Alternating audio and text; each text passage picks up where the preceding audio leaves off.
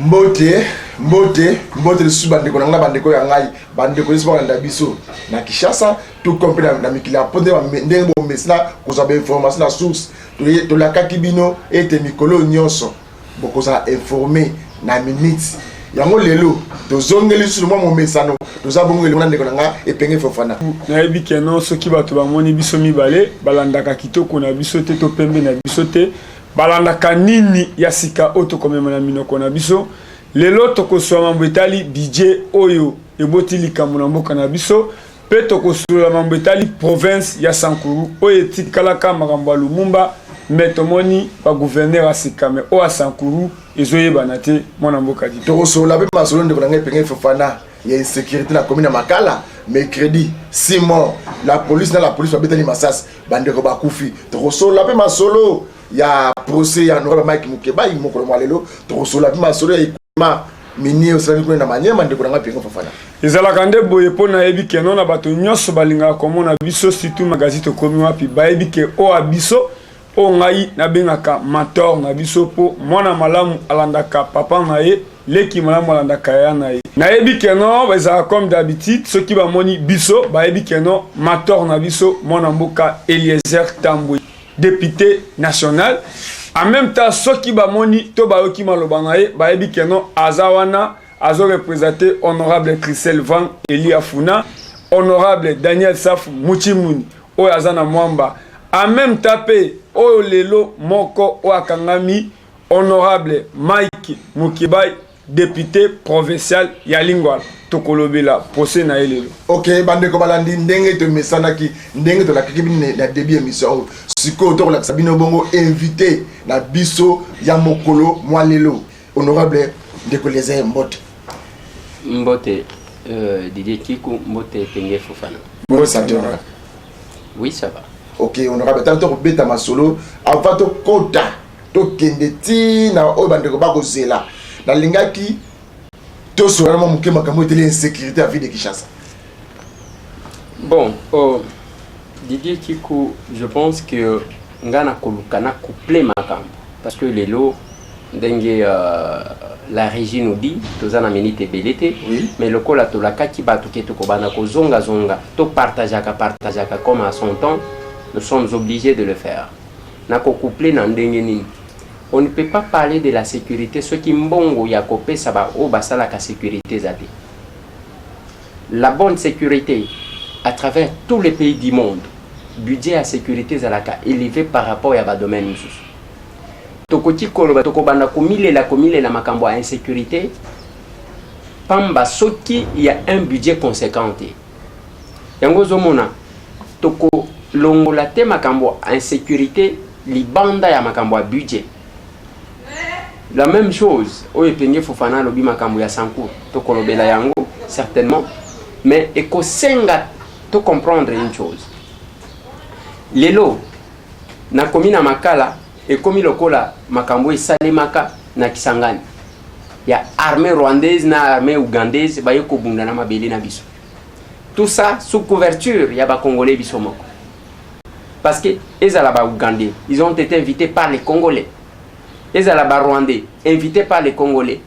Baye ba betani ba beti masasi sur les sols congolais, mais ce sont les congolais de bato bakufaka. Qu'est-ce qui se passe? Les lomoni et comme ba oyo ba utaka bayaka pona la sécurisation du processus électoral, ba utaka ba kamina ba kalemi oyo bazo benga ba ujana ba komi kobeta na masasi na ba oyo tozalaka bango bazana ba souciat pona nini bango e komi lokola brigade moko ya renfort bazo kende bazui certainement nous les voyons aussi deux fois mais il faut que ça soit clarifié même dans d'autres pays je vois même aux États-Unis ezana ba policier ya commune ezana ba oyo bazala kalokola ya province mobile to ya ville mobile donc ça existe ba oyo bazo kangana commune boy ba oyo bazo kangana commune boy mais ezana ba oyo bakendaka partout mais il faut que ça soit coordonné pour éviter makambo ba masasi wa on n'a pas besoin ya makambo wana et na katikati ya bato oyo azama kasi ya kobeta masasi musala na ye akende est à la Kisabiso, a marqué pe histoire na indenge Mamadou Ndala la Kisaka. Histoire. A marqué ka histoire. Mututu. Ayebi, les efforts ya mwana mobali wana, Mamadou Ndala. Je vais revenir, je vais parler à budget, parce que nous devons tout coupler. Didier, au moni ezane loko ba député ba kobo sanate. Na ba congolais, ceux qui tozo le kaka na ba émission aw. Eza lobby muto ale ka teke de ko les airs ozolo baté. Bozo sala boité. Nous devons éclairer l'opinion. Et c'est maintenant que nous avons besoin de la complémentarité de tous les nôtres. Ozala ozali na libanda. Ozana connaissance na makambu ya économie, ya budget. Benga biso tindela biso message, pesa biso idée. Ya komema pour que tu améliores. Certainement, biso tozaba autorité budgétaire. Quand Sylvestre Ilunga vous amène, vous propose déjà un budget qu'il n'a pas encore déposé parce qu'il a été bloqué par le fait que les chefs de l'État, Félix Antoine Tshisekedi Tshilombo, aza d'accord nangote, yango zomona. Ba cause la tia kozonga dimanche. Parce que moi Mboka Félix azuzonga dimanche. Asali presque 3 semaines libanda ya Mboka. Batu babandi koloba loba akeko vanda kuna ainsi de suite. Mais azoke lukela binoti. Na suka nango lelo Félix azozonga na mbongo 1 milliard de dollars. Oyo a récupéré et kokota na kati ya gratuité enseignement. Azozonga na mbongo zera on tema na mke place wana. Azozonga na mbongo 1 milliard de dollars. Azui yango na ba marché ke ko coopérer nazo comprendre obien mbongo ya l'état congolais ki libanda mboka o ya zwa ina. Te eza ya congolais te. Eza mbongo bakabeli, eza pe ya kodefate. Bakabeli ye. Oui, bakabeli Congo. Bakabeli Congo. Voilà. Et Félix Azozongi Saka, le pays na concert des nations.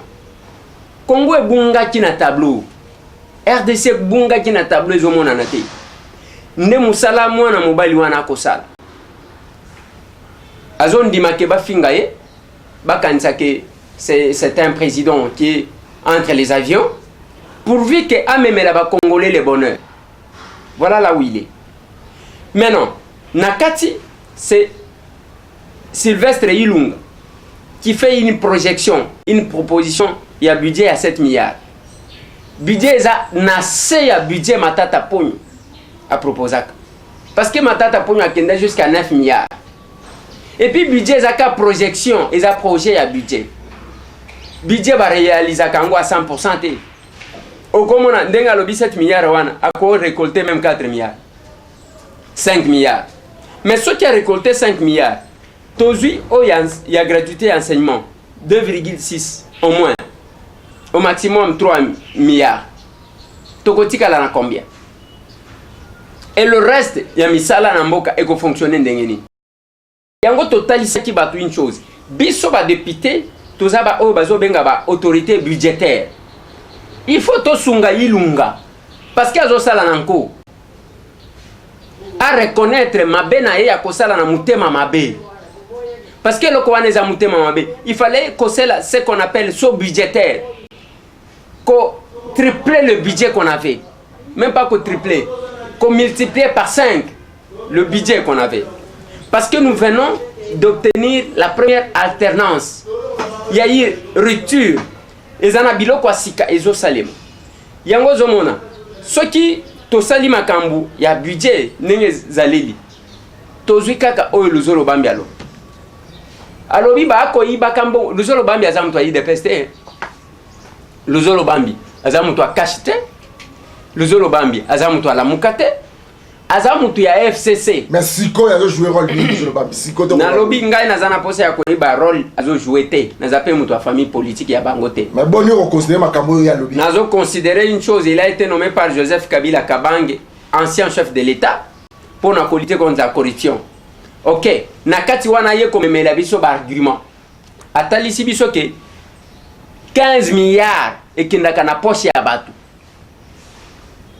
15 milliards. Maintenant ozotala, dès que to boucher ba trou wana. Donc nous aurons la possibilité d'avoir ces 15 milliards là. Ceux qui ont une possibilité à cause de 15 milliards. Ceux qui ont 5 milliards, il y a Bruno Tibala, il y a un budget de Misaki. On aura un budget d'au moins 20 milliards. Avant, moi j'ai proposé, j'ai fait une émission. Cette émission-là, nasala ki na lobby que Sylvestre Ilunga même la biso so qui a la bonne foi budget d'au moins 16 milliards. Félix Antoine Tshisekedi Tshilombo yemoko alobaki nini alobaki que il faut budget et 20% ya budget hein ezala affecté l'enseignement pour la gratuité alors que la gratuité vous demande 2,6. Ceux qui ont sali calcul il y a 20%. Au comment que l'idée ya chef de l'État yemoko c'est un budget d'au-delà de 15 milliards.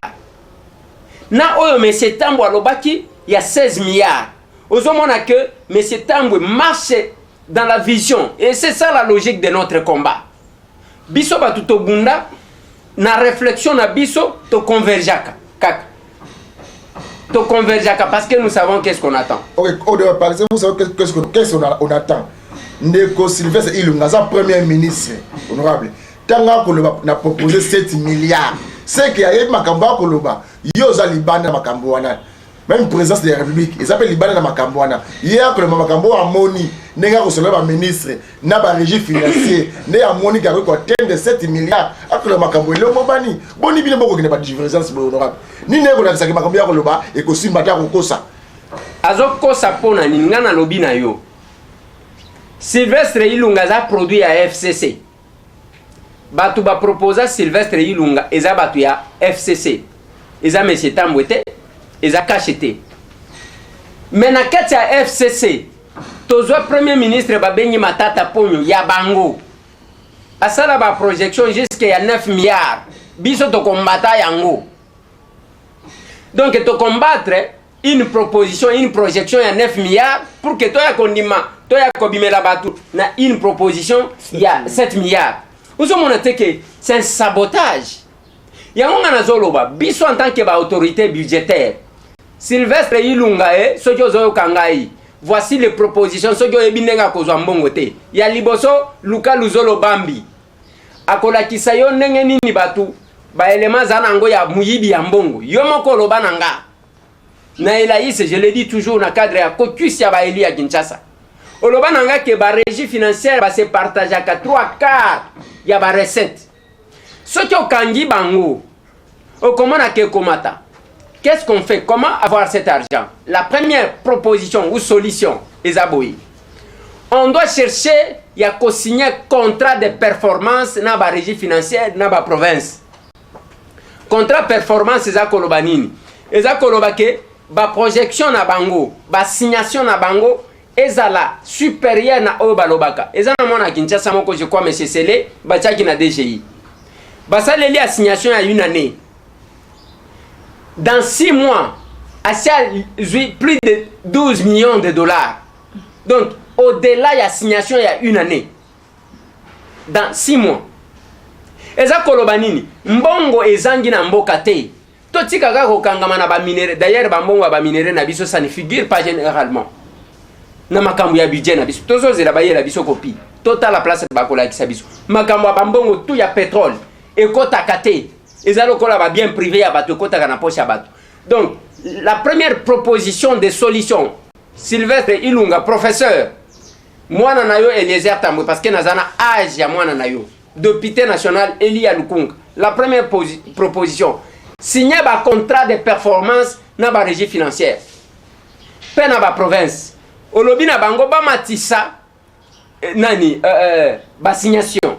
Ba matisa mbongo ya oyo bazokotsa. C'est-à-dire j'ai toujours donné un exemple. Katumbi Chapo. Prends la province du Katanga. Alobi na Joseph Kabila ke mbongo baibaka na douane. Na kasumbalesa ba douane nyoso to wana tuzana. Ngai na ko boucher ba trois. Bokomona yango inisa même Katumbi ce que kaki makamusu yake ateka kana makala kaka yemoko c'est parce qu'il avait bouché ba trou alongwa na 300 000 oyo kasumbalesa zalaki kokotisa par mois à autant de millions par mois. C'est ça la réalisation yango moni katange koma kelengi batu bazo kende tongo midi pourquoi bazo koka kovanda lisusu awate. Même l'actuel directeur de cabinet alors président de l'Assemblée nationale alors que tout bakende stage tous les gouverneurs bakende stage na Katanga mais pour nini bako consulter ko consulter à titre gratuit mutu lokola Katumbite batala nanu côté nini ndenge nini akoesa batu pona makambo ya fraude fiscale na fraude douanière parce que mbongo wango ezokende ndenge wana soki tozwi kaka 15 milliards ya nini Sylvestre Ilunga la proposition atala Luzolo Bambi ba consulter Moïse Katumbi Chapwe ba boucher ba trou ya fraude fiscale na fraude douanière tozana douane oyo eza trop cher mbongo ekendaka wapi et puis asinyango pe na ba province comme ça ba signation ekomata tokozwa mbongo ebele OK honorable tozwi PIB zela nazo silisa PIB na biso produit intérieur brut na biso ezaya 57 milliards na kati ya 57 milliards wana okozwa pression fiscale ezaya 18%. Ce qui aujourd'hui pression fiscale il y a 18%, il y a 57 milliards. Ozana budget il y a au-delà de 10 milliards. Ne fisque pour na PIB. Mais Sylvestre Ilunga azouta Félix Tshisekedi wana ke ko gagner 1 milliard pour la gratuité et enseignement. Siko 7 milliards asali en fonction ya nini? Parce que quand Matata vous propose jusqu'à 9 milliards, eza nini? Eza azaki na gouvernement ya batu combien? Lelo tozana un gouvernement costaud, il y a 66 membres. Ba frais d'installation na banque, ba frais de fonctionnement na banque. Et cause à la combien? Et puis l'insécurité, on va les combattre avec quoi? J'estime que il est important que le Premier ministre a ça le. Deuxième proposition à Côte Sambongo. D'être officiel en Afrique, ezalaka ya 35% jusqu'à 60%. Mais biso tozaka na dette officielle ya 11%. Soit toke ko defambongo. Mususu. Toye ko bakisa.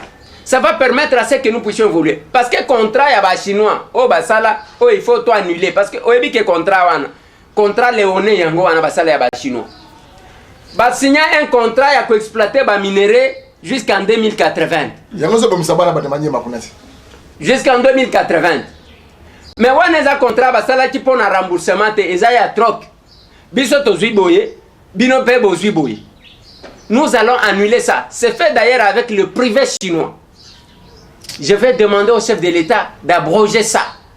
On n'a rien à voir. Comme ça, toke iso qui tozangi mbongo, toke ko defambongo et pas yabatu. Mais avant que to defambongo, pour que, parce que tokode fambongo eko servir mbokate tant que la gestion ne sera pas bonne bakobanda koyiba même oyo ya muke akodefa musala na bango eza ndengwana. Donc il faut d'abord que nous puissions organiser, mettre de l'ordre dans la gestion de la chose publique, que la justice s'active pona kokanga batu eza makambo oyo bazo tracasser ba wewa banini te tala bato bakufi na nini kuna na éboulement kuna na manyema. Ezanine ba congolais pona kolukaka ko gratter pour que bazo atamo muke mutoazo zo risque. Aujourd'hui nos frères sont en train de mourir. Et puis bato bazo belango te ils ont comme si on n'en parle pas kweto akutoke boyi shoka ikalungua mupini kabaki. Salemi na pangi côté Koko Nyangi ba votaye. Koko Nyangi abima kuna. Je sais ngana zana dossier.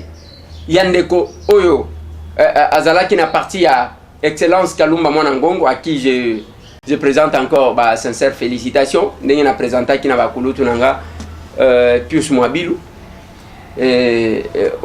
ministre, avec tous les membres du gouvernement. Nous avons présenté Bango, Yves Bunkoulou, Mayo Mambeke, Jolino Makelele, tous les nôtres, Billy Kambal, tous les nôtres, Gilbert Kankonda, Eteni, tous ces gens, tous les nôtres, Maman Denise. Nous avons présenté Bango, sincères félicitations. Mais Bayeba Ketozana Moussala Kosala. Maintenant que le budget, ministre, vice-premier ministre en charge du budget, Azouta na cash. Maître, honorable Mayo Mambek. Ozawana, vous voulez faire passer le Kowan. Mais honorable. C'est un sabotage, c'est un sabotage, il y a Kosakanate. Ce qui va y place à Kozamotete. Na lobby, beau signer contrat de performance dans la régie financière dans la province. Et puis, ceux qui ont été boké ko defambongo mais avant ya ko defambongo ya bino bozali ko gérer yango ndengini. Je pense que c'est ça. OK, le makambo ya régie financière wana. Oui, mon rapport honorable. Makambo ya port, la plupart des ports na mboka au Congo, ils ont port na biso honorable. Ils ont ba chinois, il y a indien, il y a ba expatriés, ba zo ba compter ba 40 50 ans. Ba étranger faut genre misolo kune belé Congolais ont 20%, Baba ont 80%. Yangwa lobby, ce sont des contrats léonins que nous allons casser. Au moins même au hôtel de ville à Kinshasa. Agent central, Batega. Tozala kina gouverneur. Jantini Ngobila Mbaka. Tous les responsables des médias. Yozala kana kachasal. Oui, nazali président honorable. Ozoka gouverneur nenga zolela. Que André Kimbuta yango ateki nyonso azata ne logo moko ta zo gérer. Zando wana bateka. Donc, l'expatrié de bazokamba. Jusqu'à ce que il y a eu cette révélation là. Il y a tant où yazo kenake kode bon comme 24 millions de dollars. Bato bazo lo belaka 15 millions. Parce que bayoki kombo ya caméra ezana kati. Oui. Toko favoriser muyibite. Mais balobi 24 millions. Oyo moni bakangisi na bagima tondo. Bazakul. Les gens n'en parlent pas. Et ça c'est sorti yoka wana ebimi, ce n'est pas un secret. C'est sorti de la bouche du gouverneur quand il a rencontré les patrons des médias. Tous les patrons des médias savent. Oh makamungana zolo. Je n'invente rien. Rien. Les gens ne font pas mention de ça. Et ça 15 millions, bosali ba papier, bosali news. Oui d'accord. Mais pona nini bino bozoloba, bozo bunda pona mboka. Et là ko kamusanga ezanini. Tangu qui se ressemble s'assemble. Tangu bino bozo kutana pona ko bundisa Félix. Bino mi balé bosanga na FCS na bino bato bozo mi benga opposition. Donc vous êtes le même. Boza batu moko pour combattre Félix. Yangonga na loba kiboy. En politique on ne se fait pas de cadeaux. Ce qui ont tali quelques propositions à budget oyo salemi. Au comment que le premier ministre, quel que soit le fait que le chef de l'État dit que non, il a un monsieur, ils ont apprécié. Mais en voulant proposer un budget de 7 milliards, c'est vraiment un sabotage contre le chef de l'État. Et aujourd'hui, nos frères, bande de Kwali de Pes, bande de Gognon surtout, oyo, c'est la sakina qui fanatique aveugle, ils doivent comprendre. Je sais, tôt ou tard, qu'on me donnera raison, et pleinement raison. Parce que les alliances politiques se font se défendent selon les intérêts. Na kama kamba ibala na bango. Na tuna na lobinani abala nani esikani na pesa nini. Eza Félix ndé mtu abala Kabila, apesa dote pa nani. Eza Kabila ndé mtu abala Félix, apesa dote pa nani parce que toi aba africain. Eza kimakangu ya yakato vanda ndé Salema. Mais il faut comprendre une chose. Bande konanga. Budget oyo baye nango. Sylvestre Ilunga soki ezalabino UDPS. Ezalabino cash. Bondimike parce que ezopesa soni ponani. Parce que Mayo Mambeke vient du cash, il est de l'UNC. Nde vice-premier ministre en charge à budget yewana. Nakata UNC tozana ba tête. Oyo ngai na yebi. J'ai voyagé autant de temps avec Vital Kamerhe. Attendez ngo moni ba kanje ba bikuke na bango bazo yamba batu na ba téléphone wana. Wana lisute na yebi. Je vois Mutulokola Bamporiki. C'est un économiste Yamakasi. Ce qui battait Maître Mayo qui est juriste, vice-premier ministre en charge du budget, et que la question est budget Zawan. Il fallait Bobenga Bamporiki à Zamutunabino à UNC. Bobengi et Bovandisi parce que Toyebi Badou. Les gens qui se battaient dans le débat à budget, beaucoup de la législature et l'équipe. Batouazaki Kobunda. Les gens qui réfléchissent. Et ça Franck Diongo Chamba. Vienanga. Et ça honorable Bamporiki, il y a UNC. Et ça Jean Lucien Boussa Oyo. N'est pas tout bazalaki ko sala débat parce que au moins la loi des finances, bazoya na mikanda ba buku ebele boy. Pour que mutoazo ata ya kotanga ngona ko comprendre, ce n'est pas facile. Biso ba congolais to linga kotanga te. Kota ta na ba avion. Ceux qui ont avion, oza par exemple na Paris, au ligno kende ata na ba Danemark, au ligno kende ata na États-Unis. Tala ba to na kati avion. Okomana mundela ngoyo muto amemeli bino internet. Ya tika la gana ba vidéo te. Azana livre azotanga. Biso to tanga kate. Tala même ba moi écran kaka oyo ba tela ka biso ta. Okomana muto azolanda documentaire te. Ozomona tata mobimba azolanda dessin animé. Tala niveau. Nyonso ya ko tia ezaka dessin animé azolanda. Donc, il n'a pas besoin de s'enrichir, d'apprendre. Il y a vraiment honorable Nani azali sima ya souffrance ya peuple congolais. Na lobi boli, sima ya peuple congolais souffrance eza d'abord yomo. Réponse na c'est la yo pona nini. Bande ko na nyeso bavulaki balinga changement na mboka o salama. Bande ko ba kende. Biso so toye bande ko banolia 4 fois. Bijambo ke ko sala boyi. Bozui ngwende ya ngoyo. na lobby boy bango tout ba ministre ba recette publique actuellement ba signation et ça sous évaluation et sous estimation pour na korehausser yango il faut ton ndimatoza la na volonté biso moko ba congolais mundela yeta awa même bande kona biso bazali banda na bundaka na bango ne loko oyo tozolo bakaka toza sous occupation boye bisanga ba rwandais bakeye kokota même na budget wana pour que ba proposer Mayo aza rwandais, Sylvestre Ilunga aza rwandais, tous ces gens là qui sont là baza ba rwandais oyo bazo proposer biso un budget 7 milliards médiocre à modèle wana tozo teka Rwanda tozo matya ba rwandais na degré moko akosakana te yango je dis toujours na bande konangai total à d'abord tout ça la bomoko tout ça la fort le Rwanda ne représente rien bino ne bozo mona bango danger pour ça les bango publicité mi le budget médiocre oyo tozo sala oyo ezali ko pérenniser des tournements oyo ezali ko pérenniser la corruption la constitution la rétrocommission qui sont pénalement coupables et condamnables mais oyo bazo salango parce que amena ce budget za kolobanini muyibi continuer na muyibi na yo bino bazo kana na corruption bo continuer parce que si on veut boucher les trous ne fils que boucher les trous Nathalie Sibino les calculs le plus simple babengi luzolo bambi papa la kisabiso sur base de quoi loba que mbongo 15 milliards par an les autres qui n'a pas si abat ala kisibino il a ses données bon boucher kaka ba donné wana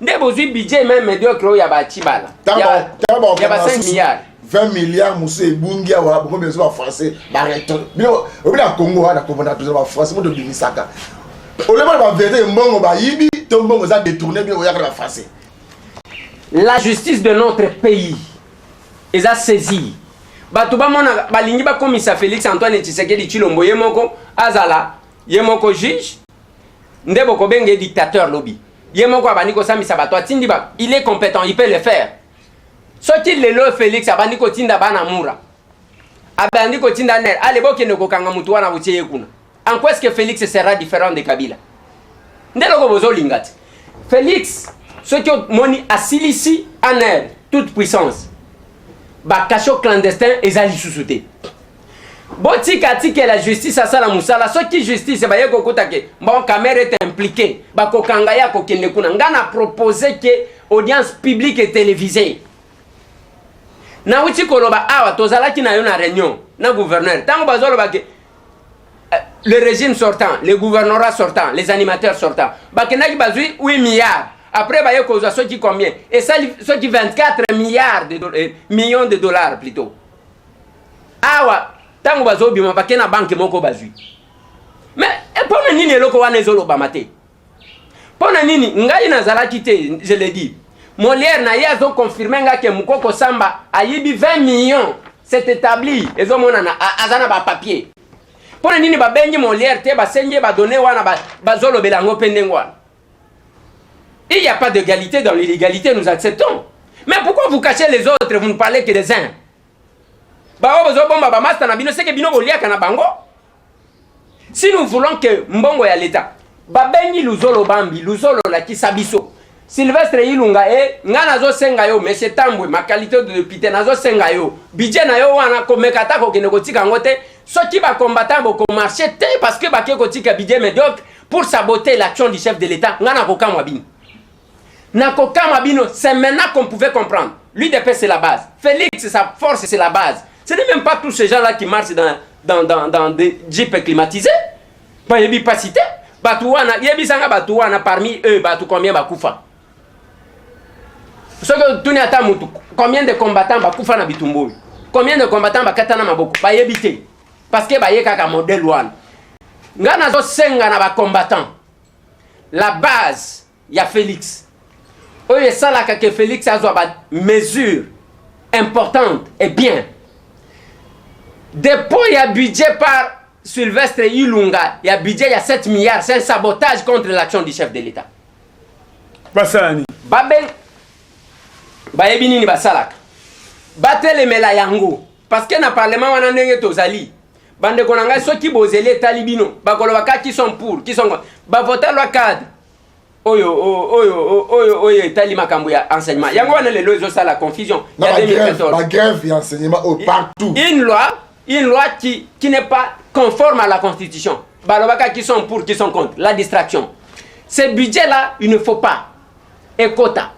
babenga Luzolo babenga ba consulter Moïse Katumbi parce que Moïse Katumbi akanga ba robinet tangu batie gouverneur recette mata katanga ezonga elingi donc même ceux qui possèdent par la meilleur gestionnaire ya ngate mtu nazoloba ceux qui mutu alinga contredire aya ko contredire lelo alors bon consulter au sala kandenge nini bakota lisaye comme ça tokozala na budget ya au moins 16 milliards wana kutu budget ya malonga te yango ngana zaji ko loba na bandeko na biso Liban problème nyonso bazo reprocher Félix ezani na discuter ki na ndeko moko pendant 1 heure ndeko Eliezer est-ce que tu sais ce que nous reprochons Félix na lobi oui ezani na lobi bozo reprocher bolingite azala na coalition na Joseph Kabila mais eza alternance à liboso bolinga sala nini azana manduki ce n'est pas un coup d'état qu'il a fait les lobota la tirer leçon na oezo le kana Angola quand Eduardo Santos a donné le pouvoir mututo azani kolobake wana oyazu azamona Eduardo Santos maintenant ce n'est pas Eduardo Santos qui poursuit c'est la justice voilà un pays comment le pays doit exister a salite que lelo avant kaka lelo allez ça salome bandi o bozo senga bolinginde bobo misa Félix bolingiete il n'a pas d'armée il n'a pas nini to sali première alternance UDPS atika la ta ko sala rébellion ya mukete lokola ba MLC lokola ba RCD lokola ba nini o bazaka même na ba militaire o bazwa UDPS atika la jamais ko sala rébellion te alors bino siko bolingi du coup dekaleki wana yo Kabila kende ce pays yo sala boy ata c'est quoi cette histoire là mais Nangola ça évolue petit à petit sans qu'il y ait de casse les loboyoki que Eduardo Santos a kimiti à Kexil qui pouvait s'imaginer Kaokati Kokim pourquoi on ne veut pas soutenir je le dis toujours bon combattre Félix libre à vous mais un jour vous allez regretter Mukolo toko perdre moi na mobali wana même si tu as échoué vous allez sentir que nous avons commis la plus grosse erreur de notre vie Nzamba sale libiso grâce tala nenge 3e corne ezalaka personne qui attendait Félix comme chef de l'État Nzambe kaka ndem bazalaki kozela Félix comme chef de l'État et je l'ai dit yeso mona wapi l'Occident tout bazakina Félix eta même l'Afrique nyos mututé azakina Félix aza parmi le rad na ebite soki mususu asiale kandengwa je peux dire le premier président africain à l'équipe contre la volonté de l'Occident et de ses pères africains, c'est Félix Antoine Tshisekedi Tshilombo. Tous les soutiens des Occidentaux, et ça qui n'est pas Félix, c'est ça. Les loba bandi kondima babandi ko wele la loboko na yeba simba ya ta loboko ya pamba. Nzambe kaka ndem tozo sala. Mais bino bande ko na ye. Vous négligez cette grâce que Dieu vous a faite. Pour que to bongisa makambu ya bien en 2023, vous voulez du coup à ça la miracle ceux qui ndengeni boye ko bimisa mutema moko ya crampe. Vous travaillez pour le retour. Au moins FCC. Budget wana ezakola kisani.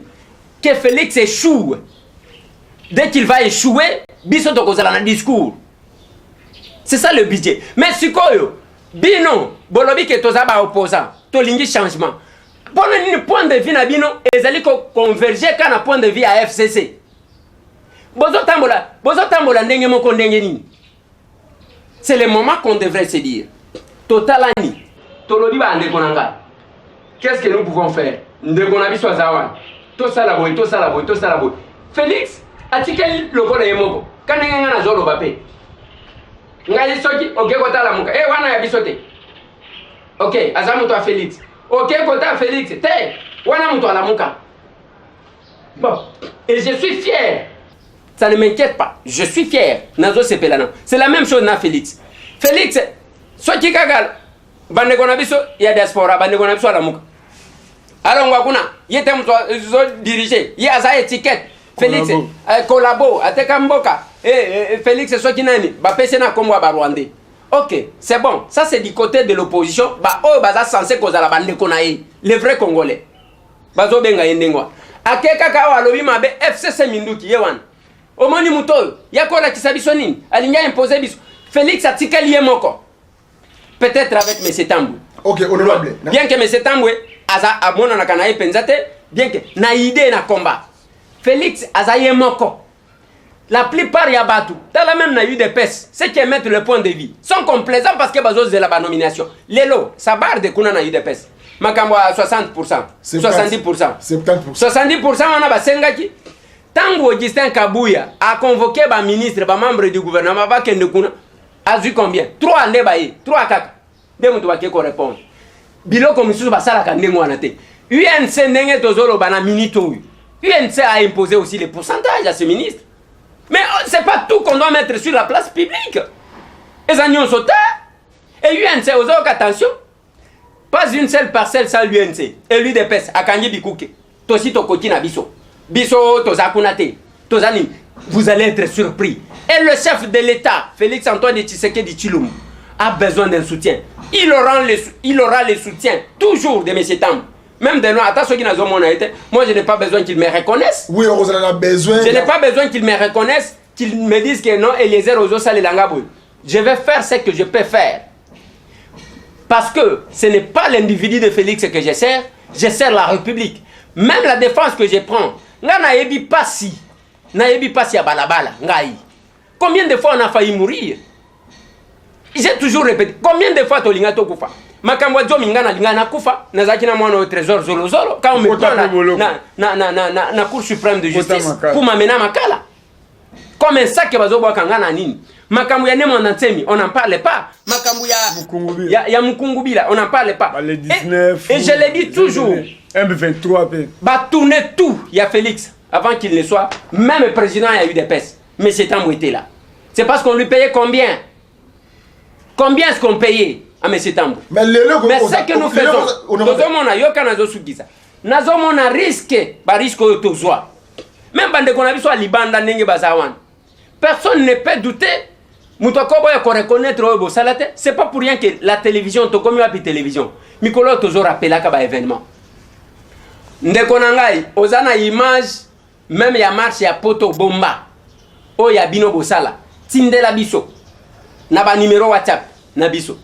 Tozwa yango tindela biso lien, nous allons télécharger ça. To diffuser kana Kinshasa, to yeba qui a fait quoi? To yeba quand même bitumbango yuti. Parce que ezana ba généraux ba bimasa ke ba comme militaire. Avant que comme général, comme nanu ata militaire. O tika kaboyi. Kaka dogo. O lindo comme na obundate, o comme général na modèle ni. O na olata sokotote. Qui général na yo combien? Na obundate, tu n'as jamais été sur la rue. O yebi pas si nangote. Les autres qui comité laïque de coordination, bazo projeté marche. Tokozonga na biloko wana ba marche lisusu. Parce que Félix seulement azana batute bazo accompagner une vision naïe. Et je le dis toujours, bokoza la surpris. Kutana na Félix kaka oyo kutana kana ekalawan. Ce n'est pas un monsieur au pouvoir et maintien na mutu a commission kindengeni non. Oui, aza chef de l'état pona komona yeza passe. Mais mona yo kobima na langage musu. OK, honorable. Tant ndengo koloba boyi. Et que la Gendeko Félix azana mo loko o ya promettre yo donc zo bamna vrai porte-parole ya mon amour à Félix Antoine Tshilombo Tshisekedi honorable qui jale le oyo sala oyo ndeko Félix abombeli nini yo alaki yo ba congolais ba kolela mwana mboka ekolo ndeko Eliezer muto tsela ki motema mais makambo akoloba na o aloba na biso na akoloba lelo ezo kokana te honorable bazwa ba mission nanga tout Yako Bandakal. Ce qui ont eu constance, c'est M. Tambou. M. Tambou n'est pas quelqu'un qui s'est contredit. Attendez, Nakoyembela Félix est déjà le pont Nazwani.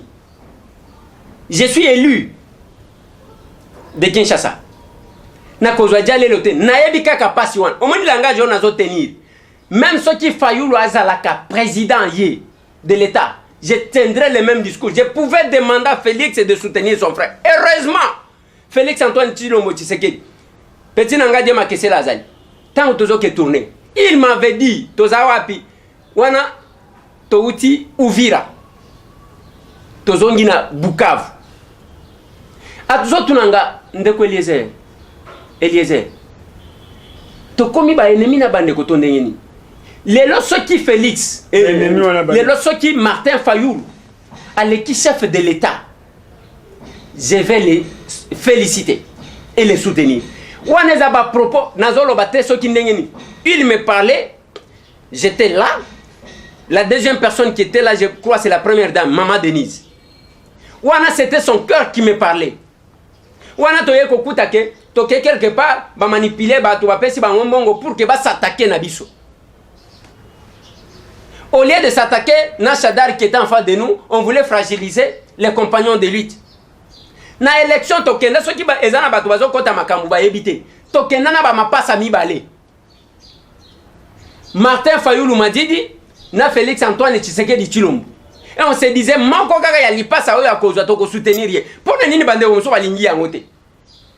Et moi je sais, na yebi passe mutu oyo bozo la kisa ya Fayoulou bokomi ko kozwanga bozo teka. Ndenga avimba kanini. Et ça va marcher. Totala soka bato basali. Bolingi bozongi sa ye lisusu abanda ko marcher. Mukoloni ni bato FCC ba ko marchaka.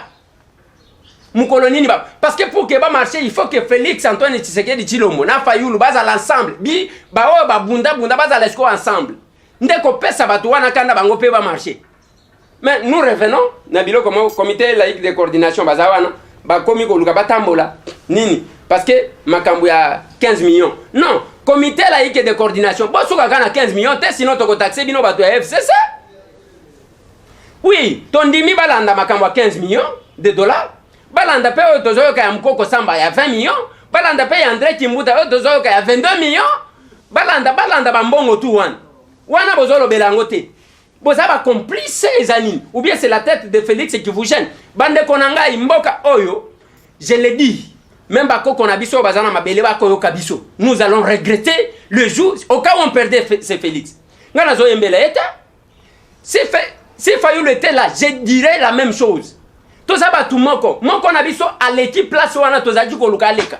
Siko tozo luka nini? Qu'est-ce que nous cherchons? Nous avons voulu le départ de Kabila. Kabila est parti. Tozo luka nini? Qu'est-ce que nous cherchons? Tozo luka nini boye bisanga. So yo lobi ndengo wana oh ndeko Eliezer o changer. Bozo ba vidéo nanga tout. Bocha bola kisanga ke place o changer. Il ne faut pas que tu sanga peut-être na haine na yo mutema mabe na yo. Ngane na zolo babuy. Bokende na oya ba mona kanga.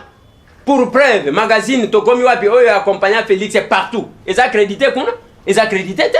Bango musala na bango quand nous levons l'option ya côté le mera. Gouvernement ya Ilunga ba keko funda. Et moi je l'ai dit. Aujourd'hui si les chefs de l'État commettent une erreur, na koye bisaye, na lobi monsieur le président yango to kana kité. Kanenge na zolo bawan. Si on accepte le budget de 7 milliards, yango to kana kité. Wana na côté le melango.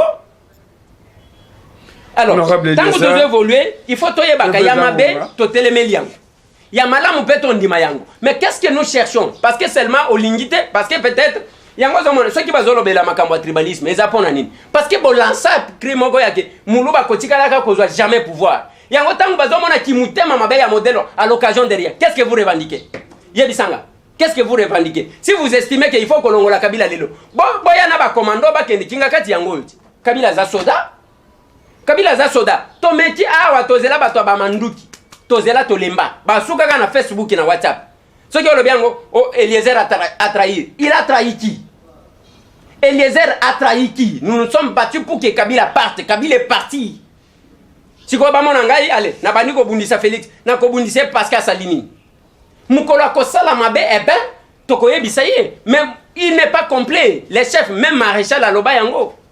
Les chefs, il y a quoi que ça les côté, mais avec l'appui de son peuple, il peut tout.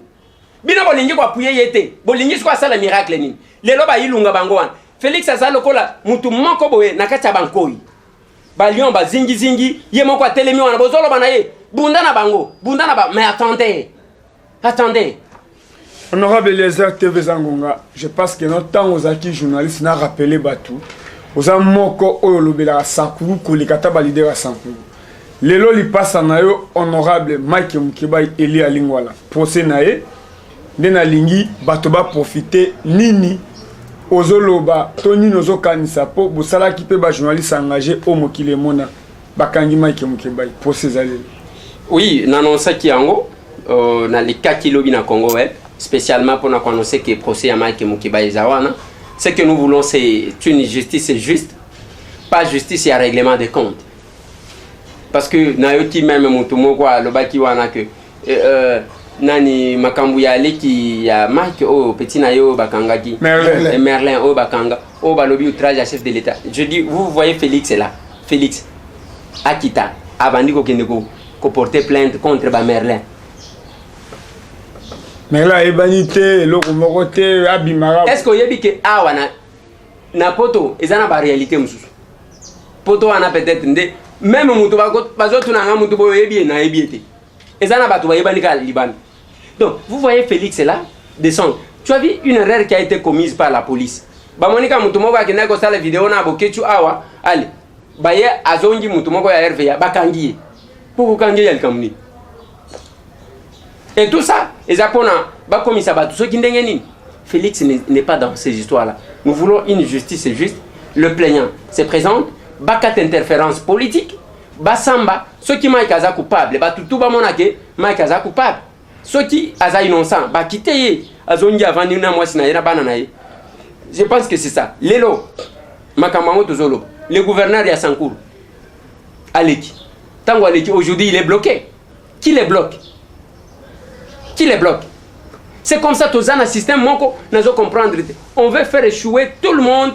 Ou azana volonté à ko sala bien. On veut tout faire. Dengue balinga tout fait Félix. Mais je l'ai dit, ba vidéo na ngayo ekotika. Nga tambwe na kina kozwa mbongo pas Félix était na mona kayete na zape membre à cabinet na été pour preuve la plupart même ba ministre wana ba bimi ozomona tokomi wa piesika mon côté tozaka boye bantelantela totika la mais je défendrai la réalité jusqu'au bout sans flatter ce qui ya kozwa bato bazo flatter et asepeli na ba c'est lui-même. Je pense que c'est ce qui est plus important. Bobo sanate pour nous soutenir moi na bino oyo Geda oyo asali kamwa onje na ye bozo mona ba carton nyoso tu wana biloko wana bozo mona eza bandeko ba kosunga JFM service azana Bruxelles pona bandeko ya bar 35 et c'est yaki mais il y a eu un retard par rapport à grève ezo sale makuna yango JFM service à lobby boy na bar 36 oyo koya après bato ba kocha biloko akosali la bango kamwa réduction pona ko récompenser bango alors akosali la bango kamwa réduction pona kako talisa eza grève eza problème ya JFM service te JFM service azakuna bosali les confiance parce que azamutu moko azaka très logique tozana école obo komona wana eza lycée technique Saint-Louis Lukunga je vous dis merci ezana posa ya soutien na bino ce n'est pas une école commerciale tosali en kapona kosunga bandeko bazala quand même na ba condition ya moi bien ya kotangisa bana na bango ba tablette to sombaki ezoko kabana te parce que bana ba yebele ba ordinateur salle et informatique na biso ezamuke nous n'avons que 5 machines je pense alors que bana baza yebele mutu soki azana lisungi akopesa biso ezala ordinateur ezala livre ezala matériel nini parce que tozana coupe couture tozana hôtellerie tozana commercial tozana littéraire tozana pédagogie tozana mécanique ba filière nyonso tu wana soki ozana eloko moko kosunga biso pour que bana na biso batanga malamu okosunga biso na lycée technique Saint-Louis to bazotie la bino numéro na biso personnellement oyake boko sunga ozana vidéo ya marche ya Bruxelles marche ya France marche ya Paris marche ya Londres nyonso tu botinde la biso parce que tozana télévision awa tozali corrélé toyeba quand même batou même ba bazo uta libanda toyeba batou avant que comme général dimana nos attaques caporal comme nano ata soda c'est la moindre des choses. Je pense que c'est ça lisungi na mono gidali ceux qui beaucoup sunga ye pour que mutema na ye malamu asunga ka merci d'abord na batutu ba kotinda ka biloko pour na kosunga ye. Nous attendons aussi parce que l'école lycée technique Saint-Louis eza na croisement ya avenue Baumbu na route Matadi na météo deko komi wana komona yango eza école na bino pour na kosunga bana na bino bana oyo pe vanda kana ba quartier ya C bakotanga pe na ma condition ya malamu Nakosilisa émission, on a un message surprise. Nous souhaité joyeux anniversaire déjà les 7. Et cause à la papa, Nabiso papa Elungu Ponge Pene Osumba Diate Albert. Azoko Kisa 80 ans. Azali Moana ya papa Osumba Victor. Na maman Donja Henriette, ba originaire ya Lomanda.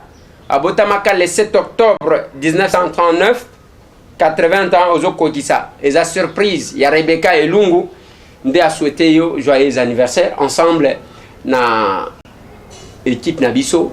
Il y a Tokomi Wapi, nous vous souhaitons joyeux anniversaire. Mais vous avez déjà dans la télévision Nabino. Tokomi Wapi télévision. Tous en a pas sapé, il y a le sungi, caméra, moi ordinateur, ça va nous aider. Nyoso oyo tango zaki ko salé. Biso tozalaka bongo yo. Merci et ça rendez boye. Merci na Didier Kikou. Merci na Penge Fofana. Peto lobara toujours te répondra présent na muto o abenga biso. Mon mboka honorable Eliezer Tambouy représentant yaba villageois. To yambaka kaka ye mokote mais lokola préféra kolobela ba congolais yango to yambaka ye. Na yebi que l'Assemblée nationale vous a 500 députés. Bozaka pour qui sont pour te mais o botombola maboko. Boye ba pe ko lobela ba électeur na bino. Awande na lobi que non balandino sur yamagasi to komi wapi. RDC Monde, maman présidente Pauline Lumumba, Richard Pangi na Milouz, Kadima na Dubaï. Eza batu oyo mwana mboka compte equity et chef ngwami pona compte ya RDC Monde. Ape na Kishasa boye abaki bon monaki mama Pauline na honorable démarche zaki ya kofongola compte bancaire en francs comme en dollars. Biso toza pona musala na yebi ke non PDG Edox moko o azobunda pona club to komi wapi pona information ACPLI toza na besoin ya ba député nyoso o botombola maboko. Bo expliquera pe ba base be lecteur na bino. Na yebi ke non oyo tolobi ezala kandebou. Merci na invité na biso honorable Eliezer. Merci na Didier. Je go boss na mutumo ko boss na 14 betra masri sur John Connexion. Ndeko nyosu o alingi banderole, polo, affiche le kamalamu o batia kombo na yo. Campagne Église, campagne, la politique, ah, on a beaucoup de Congo. Nous avons besoin de choses à polo, bilamba kitoko, biloko malam ou à salaka. Et puis la terre réelle, n'est que la gifle ma salaka, n'est que à salaka au boss en aide. Merci mon amour. Chaque semaine, 2 fois Tokobanda Koya pour nous couper ça éclaircissement. Qu'ils envoient les questions, on va répondre. Ok, on aura lobby rendez-vous chaque semaine, 2 fois à Bandako Leka pour assurer la bino. Bosso la question d'actualité ndengeni mboka ko kende boko mwana makanisi ndengeni ya mwana mboka Félix Antoine Tshilombo Tshisekedi o makanisi ya mwana mboka Fayulu tokosola on a émission donc ba parti so mi balé to na parti prité awa opposition majorité bobo sana yango to na besoin ba moko na ba moko ndemboka na biso kende liboso na ba moko nde biso ba congolais to telema eza bongo te penge fafana eza bongo mwana mboka Didier Kikou na yebi ke no place onde ezala kandebou to mesana ko kitana ba base bomona ba émission face au public pona nini mwana mboka Eliezer atiaka batu nyonso na kimia ndenge ya lobby awande na yebi kengo ba député boza ebele espace eza ya bino ndenge boyoki ke alobi oza na poto Canada Toronto États-Unis image oyo salela mboka na o musala botindati tokolakisa na TV na bino oyo asali likanisi na ye pona kosunga peuple congolais awande tosukisi mena ko bossa na ko lobela mwana mboka Mogijo oyo azosunga ba congolais pona loposo. Merci.